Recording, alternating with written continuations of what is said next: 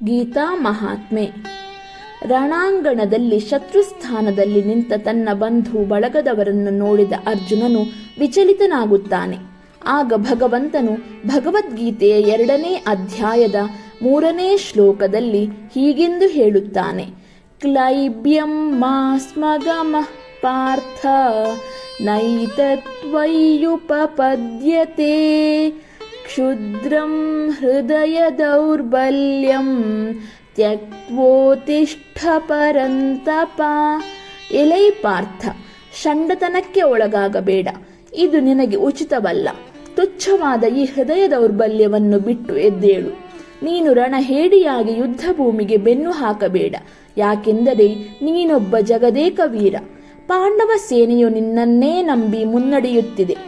ಯುದ್ಧದಲ್ಲಿ ಸತ್ತರೆ ಸ್ವರ್ಗ ಮತ್ತು ಯುದ್ಧದಲ್ಲಿ ಗೆದ್ದರೆ ನಿನಗೆ ಸಮಸ್ತ ರಾಜ್ಯ, ಸುಖ, ಐಶ್ವರ್ಯ, ಭೋಗಾದಿಗಳು ಲಭ್ಯವಾಗಲಿದೆ.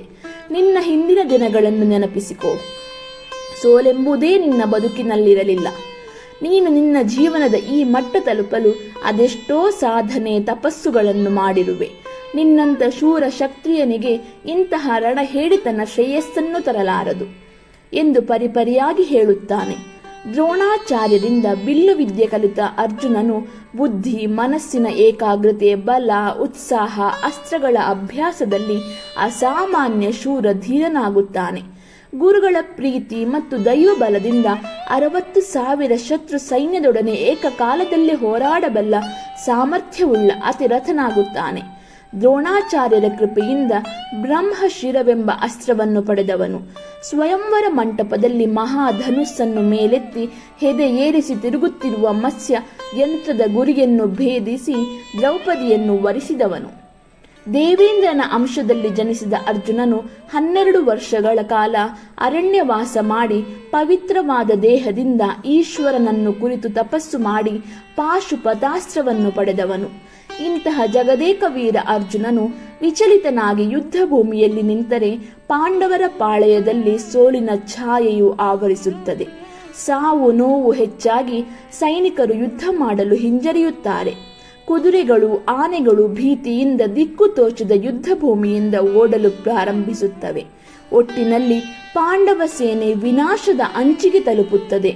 ಆಗ ಶ್ರೀಕೃಷ್ಣನು ಅರ್ಜುನನಲ್ಲಿರುವ ಪೌರುಷವನ್ನು ಬಡಿದೆಬ್ಬಿಸಲು ಮೇಲಿನ ಮಾತುಗಳನ್ನು ಹೇಳುತ್ತಾನೆ. ಪರಂ ಶತ್ರುಂ ತಾಪಯತೀತಿ ಪರಂತಪ. ಅಂದರೆ ನೀನು ಶತ್ರುಗಳ ಹೃದಯದಲ್ಲಿ ಭೀತಿ ಎಂಬ ತಾಪವನ್ನು ಉಂಟು ಮಾಡಬಲ್ಲವನು. ನೀನೇ ಹೀಗೆ ಹೇಡಿಯಾದರೆ ಹೇಗೆ? ಈ ಯುದ್ಧವನ್ನು ಅರ್ಜುನನಲ್ಲದೆ ಬೇರೆ ಯಾರಿಂದಲೂ ಗೆಲ್ಲಲು ಸಾಧ್ಯವಿಲ್ಲ ಎಂದು ತಿಳಿದಿದ್ದ ಭಗವಂತನು ಮೇಲಿನ ಮಾತುಗಳಿಂದ ಅವನನ್ನು ಮಾನಸಿಕವಾಗಿ ಮೇಲೆತ್ತಿ ಯುದ್ಧ ಮಾಡಲು ಹುರಿದುಂಬಿಸುತ್ತಾನೆ. ಹರಿಹಿ ಓಂ.